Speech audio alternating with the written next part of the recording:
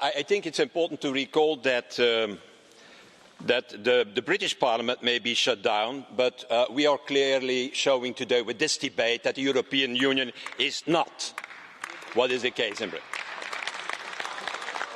And it's fantastic that the Brexit Party and Mr Farage are making so much noise, because they can't do it in Westminster anymore, so they have to do it here.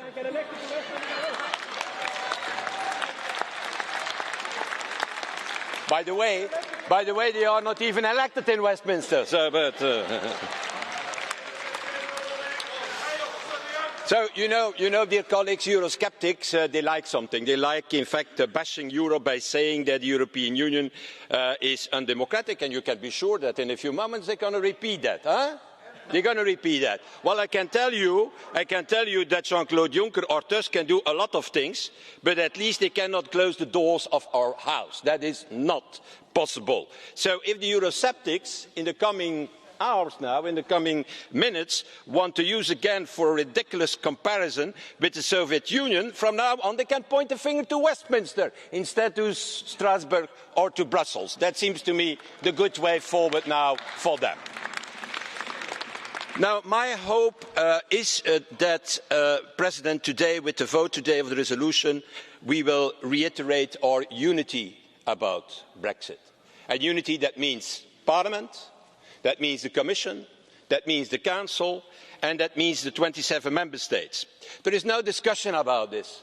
Brexit is bad. It's a bad idea. But it got at least one positive effect. That is to reunite the Europeans and to make the European project, since Brexit, again more popular. That is what we have seen in all the public opinions inside the European Union. In fact, the message of the people during the elections was very clear. Reform Europe. Don't destroy Europe. Don't leave Europe. And that was the case in all our member states.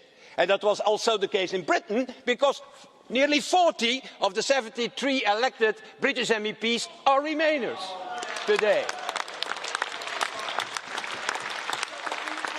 That brings me, dear colleagues, to the main point. That is the outcome, the deal that is still possible, I think. And we as Parliament in the resolution set in fact three conditions, and I want to recall, President, these three conditions. The first is to safeguard the rights of our citizens, and for the Europeans and for the British alike. And today I have to tell you that is not achieved. There are every day in the British press proposals, examples of people already living 1 decade, even 2 decades in Britain, who cannot have this so-called settled status. So I think we need a fundamental shift in the way the UK government applies at least that part of the withdrawal agreement. What we don't need is a bureaucratic application as it is now. What we need from the British government is an automatic registration of all our EU citizens. And I know, and you know, that Boris Johnson, the Prime Minister, likes a lot to compare himself with movie characters, as we know. Well, dear colleagues, concerning citizens' rights, instead of playing the angry Hulk, I think he should inspire himself by another character, the caring nanny, the film of Doubtfire, Mrs Doubtfire, with Robin Williams, the late Robin Williams. Secondly, I want to come now back to the other problem, the Irish backstop. Or let's call it, Michel, something else maybe. If they have a problem with the backstop, we call it safety net. I think that is something that we can certainly agree on. We need such a safety net, and that is not only for economic reasons. The main reason why we need a safety net is to make sure that violence is not returning on the island of Ireland. That is the main reason.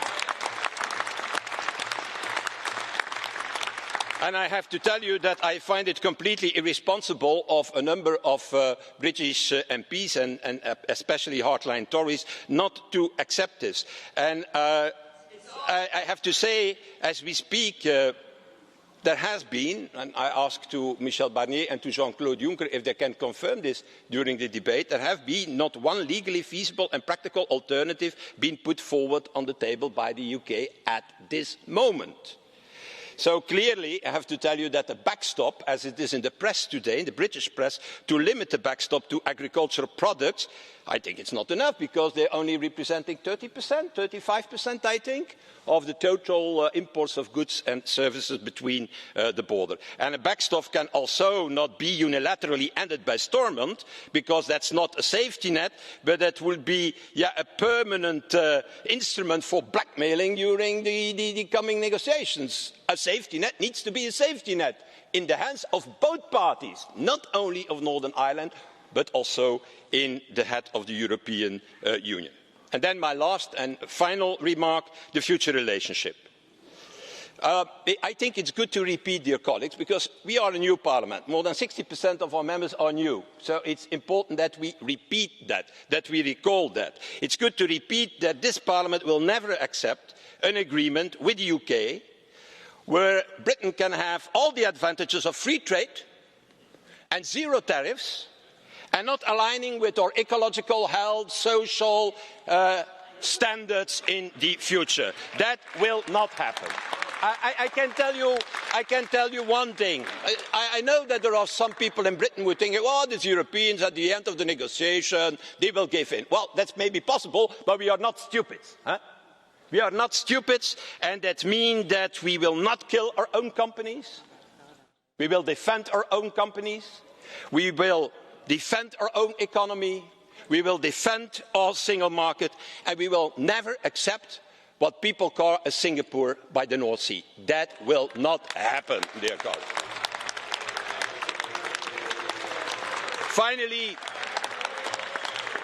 Finally, to end, you know, Brexit started, as we all know. It was an attempt by David Cameron to heal the divisions in the Conservative Party and the Tory Party. And the consequence has been enormous divisions in British society.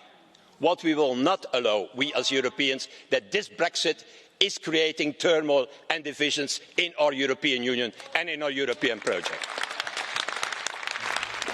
Mr Daubney, for 1 minute. Well, we've heard a lot today about Emperor Verhofstadt's plan to build a new European empire. Today he compared Boris Johnson to Mrs Doubtfire. But let's face it, Mr Verhofstadt is the Darth Vader of Europe. And this place, his Death Star, where national democracy comes to die. As for the empire, I'm here for the 17.4 million to strike back. 75 years ago, my forefathers fought and died on European soil fighting fascism. Today, we are here to liberate the United Kingdom from the European Union. For the past 3 years, despite paying £1 billion a month for membership, we've been treated with nothing but contempt. And today it got worse. The so-called level playing field, I hate to play football against you, Mr Barnier, the match would be rigged. Brexit has shown that the European Union does not believe in democracy. Today, we are expected to be voting to call Brexit a regrettable event. Well, let me put it into language you understand. Je ne regrette rien. We are leaving the European Union and we have no regrets.